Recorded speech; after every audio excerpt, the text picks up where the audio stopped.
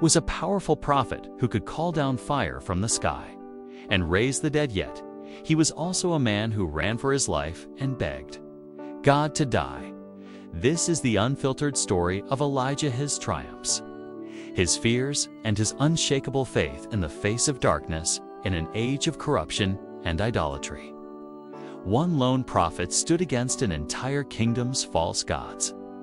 On Mount Carmel, Elijah faced 450 prophets of Baal in a dramatic, winner-take-all showdown that would prove once and for all who was truly God, and unlike any story before or after. Elijah's life didn't end with death. Instead, in a moment that has baffled scholars for centuries, he was taken up to heaven in a whirlwind riding a chariot of fire into eternity. This is the story of Elijah, the prophet who carried both the fire of heaven and the weight of human weakness. Our story begins in the 9th century BCE. In the northern kingdom of Israel, a nation in a deep spiritual crisis. The king, Ahab, was morally adrift, but the true power was his wife, Jezebel. A Phoenician princess, she brought with her the worship of her god, Baal, the deity of storms and rain. Under Jezebel's fanatical influence, Baal worship exploded. She installed hundreds of her own prophets while systematically hunting down and executing the prophets of the one true God, Yahweh. Into this darkness, Elijah appears. The Bible introduces him with jarring suddenness, without lineage or preamble. A man from the rugged hills of Gilead, he strides into the royal court and delivers a message of shattering power to King Ahab as the Lord. The God of Israel lives, whom I serve. There will be neither dew nor rain in the next few years, except at my word. Consider the audacity. An unknown man from nowhere declares war not with a sword, but with the weather itself. He directly challenges the supposed power of Baal on his own turf. You believe Baal is the god of rain. Then let us see what he can do when the God of Israel seals the heavens, as weeks turn into months. The sky remains an unforgiving dome. The soil cracks, and the famine Elijah prophesied settles over the land. And the prophet, God instructs him, "Go east and hide yourself by the brook Cherith, as the kingdom starves." Elijah is sustained by a quiet miracle. Ravens bring him bread and meat each morning and evening. But the drought is relentless. And in time, even Elijah's brook dries up. God gives him a new, strange instruction. Go at once to Zarephath. I have directed a widow there to supply you with food. A widow in a time of famine was the most vulnerable person imaginable. To ask her for help was to ask for the impossible. Elijah arrives and finds her gathering sticks. He calls to her, "Would you bring me a little water?" As she goes, he pushes further, "And bring me, please, a piece of bread." The woman's reply is heartbreaking. "As surely as the Lord your God lives," she says, "I don't have any bread, only a handful of flour in a jar and a little olive oil in a jug. I am gathering a few sticks to take home and make a meal for myself and my son, that we may eat it and die." This was the very edge of human existence. Elijah then gave her a promise from God that must have sounded like madness. "Don't be afraid. But first, make a small loaf of bread for me. For this is what the Lord, the God of Israel, says, the jar of flour will not be used up, and the jug of oil will not run dry until the day the Lord sends rain on the land." He is asking her to risk her son's life on nothing but a promise. In a profound act of faith, she does as Elijah told her. The miracle unfolds in the quiet daily rhythm of life. Every day, there was just enough flour and just enough oil. It never overflowed. It was simply enough. A life lived in daily dependence on God's provision. But the test was not over. Tragedy strikes. The widow's son falls ill and dies. Her faith snaps. She turns on Elijah, her grief mixed with rage. "What do you have against me, man of God?"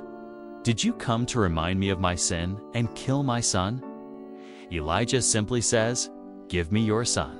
He takes the boy's body, carries him upstairs, and cries out to God in a raw, desperate plea, "Lord my God, have you brought tragedy even on this widow I am staying with by causing her son to die?"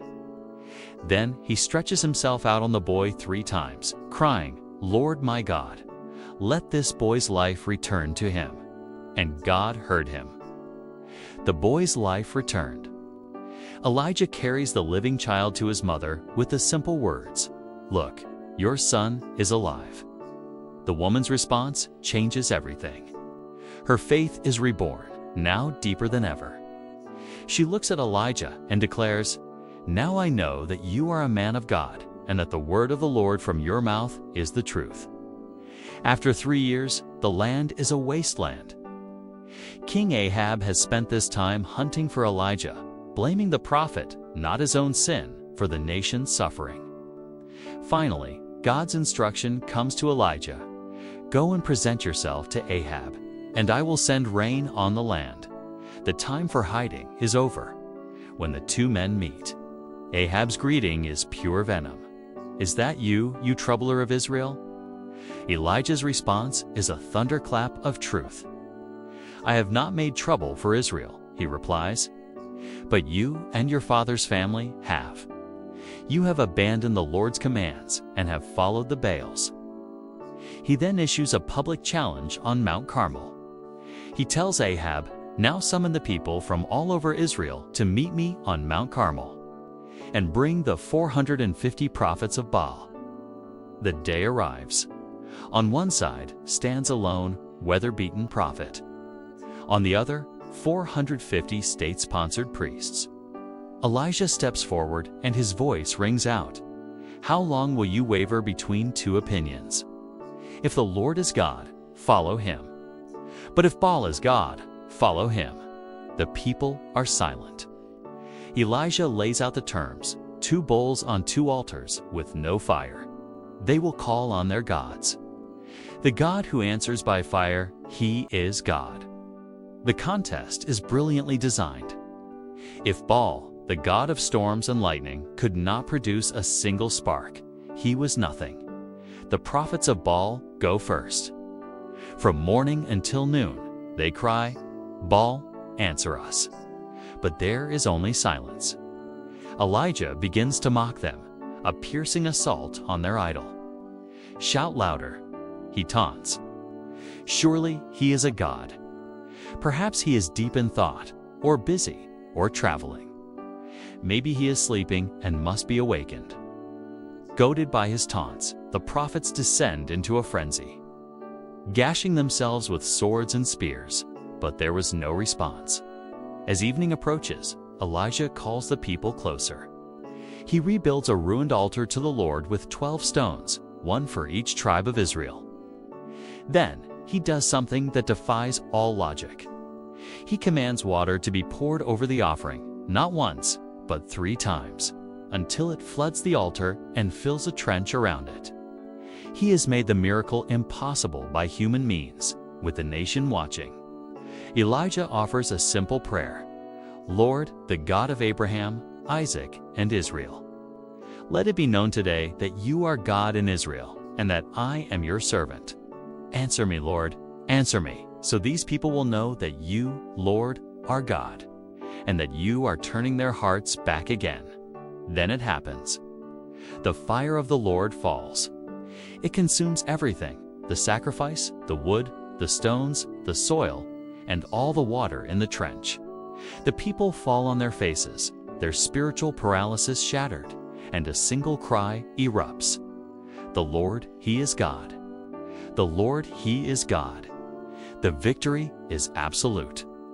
Elijah commands the people to seize the prophets of Baal and executes them. Immediately after, Elijah tells Ahab he hears the sound of a heavy rain and climbs Carmel to pray. He sends his servant to look toward the sea 7 times. On the 7th time, the servant returns.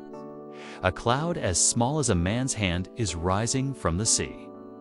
That is all Elijah needs. Soon, the sky grows black, the wind rises, and a torrential downpour begins. The drought is over. In a final display of divine power, Elijah outruns Ahab's royal chariot all the way to Jezreel. He is invincible, or so it seemed. We have just witnessed a moment of divine power. But the prophet's journey is far from over. It is in his coming moments of weakness that we often find the most profound truths. If this story is resonating with you, a simple gesture of support helps ensure these accounts from history continue to be told. Now, let us follow the prophet down from the mountain. Elijah arrives in Jezreel, victorious. Ahab tells his wife, Jezebel, everything: the contest, the fire, the execution of her prophets. Jezebel's reaction is not awe. It is pure, murderous rage. She sends a messenger to Elijah with an oath. May the gods deal with me, be it ever so severely. If by this time tomorrow I do not make your life like that of one of them. And the man who stood fearlessly before kings and prophets breaks. The scripture says Elijah was afraid and ran for his life. It is a shocking human moment. He had expected national revival, but the system was still in place, and its fiercest defender now wanted him dead. He was physically and spiritually exhausted, and in that state, fear consumed him. He flees into the wilderness, collapses under a tree, and utters the most desperate prayer of his life. I have had enough, Lord, he says. Take my life. I am no better than my ancestors. This is the cry of a man who has hit rock bottom, crushed by loneliness and a sense of failure. How does God respond? Not with anger, but with compassion. As Elijah sleeps, an angel touches him. Get up and eat. By his head is bread baked on hot coals and a jar of water. This happens twice. God's initial response is not a theological lecture, but gentle, practical care, strengthened. Elijah travels for 40 days to Mount Horeb, the mountain of God. He enters a cave, and the word of the Lord comes to him. What are you doing here, Elijah? The question is an invitation. Elijah pours out his heart. I have been very zealous for the Lord God Almighty. I am the only one left, and now they are trying to kill me too. His feeling of isolation has become his reality. God's response is simple. Go out and stand on the mountain in the presence of the Lord, for the Lord is about to pass by. A powerful wind shatters the rocks, but the Lord was not in the wind. An earthquake shakes the mountain, but the Lord was not in the earthquake. A fire, the very element of his greatest triumph, appears. But the Lord was not in the fire, and after the fire, there came a sound. The ancient Hebrew describes it as a still, small voice, a gentle whisper. When Elijah heard it, he knew. This was God. He pulled his cloak over his face and stood at the mouth of the cave.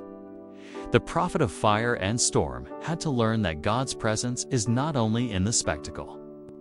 In Elijah's burnout, God came with a whisper of intimate care. God asks the same question again, and Elijah gives the same pained answer. God doesn't argue. Instead, he gives him a renewed purpose, a future partner, and a divine promise. A purpose. Go back and anoint new kings and a successor. A partner in his successor, Elisha. He will no longer be alone. And a promise that directly confronts his despair. Yet I reserve 7,000 in Israel all, whose knees have not bowed down to Baal. You are not alone. With that sentence, God dismantled the lie of isolation that had fueled Elijah's depression. Elijah leaves Horeb a changed man. He finds Elisha plowing a field and throws his cloak around him. The lonely prophet is lonely no more. Elijah's renewed purpose leads to a confrontation over justice. King Ahab covets a vineyard belonging to a man named Naboth, who refuses to sell his family inheritance. So Jezebel forges letters, hires scoundrels to falsely accuse Naboth of cursing God and the king, and has the innocent man stoned to death. As Ahab goes to claim his prize, he is met by Elijah. "So you have found me, my enemy," Ahab says. Elijah's reply is chilling, pronouncing God's judgment. "I have found you because you have sold yourself to do evil. In the very place where dogs licked up Naboth's blood, dogs will lick up your blood. Yes, yours. And dogs will devour Jezebel by the wall of Jezreel." In time. Every word of this prophecy comes true. Elijah's time on earth is ending. He and his successor, Elisha, are traveling together. Elisha refuses to leave his mentor's side. At the Jordan River, Elijah strikes the water with his cloak, and the waters part for them to cross on dry ground. On the other side, Elijah asks, "Tell me, what can I do for you before I am taken from you?" Elisha's request is bold. "Let me inherit a double portion of your spirit." He is asking to be recognized as the primary heir to Elijah's prophetic office. "You have asked a difficult thing," Elijah replies. "Yet if you see me when I am taken from you, it will be yours." As they walk and talk, suddenly a chariot of fire and horses of fire appear, separating them. And in a whirlwind, Elijah is taken up into heaven. Elisha sees it all. He cries out, "My father, my father," the chariots and horsemen of Israel. He then picks up the cloak that fell from Elijah, goes to the Jordan, and strikes the water. Where now is the Lord, the God of Elijah? The water divides. The spirit of Elijah now rests on him. The story of Elijah is one of breathtaking miracles and profound human weakness. He was a prophet so revered he would appear centuries later alongside Moses at the transfiguration of Jesus Christ. Yet, for many, the most enduring part of his story is not the fire on the mountain, but the whisper in the cave, the moment a broken prophet, convinced of his own failure, was met not with judgment, but with the tender, restorative care of his God. His life reveals that our moments of greatest weakness do not disqualify us from God's purpose. It shows that God understands our human frailty, our burnout, and our despair. Elijah's story stands as a timeless monument to the truth that even the strongest can fall. And it gives us permission to be human, to acknowledge our exhaustion, and to cry out to God from our own wilderness. Elijah was a man who felt utterly alone, but was not. He was a man who thought his work was for nothing, but it was not. He was a man who begged to die, but instead was swept into heaven in a chariot of fire. His life is a testament to a God who uses flawed, fragile people to accomplish extraordinary things. God not just of thunderous power, but also of the gentle whisper. The God of Elijah is still here, calling, sustaining, speaking. We only need to have the courage to listen. Elijah's story reminds us that God's miracles are not confined to the past. He is still the God who provides bread in famine, fire in despair, and whispers in silence. Even prophets fall into fear. Even the strongest grow weary. But the same God who fed Elijah in the wilderness still restores us today.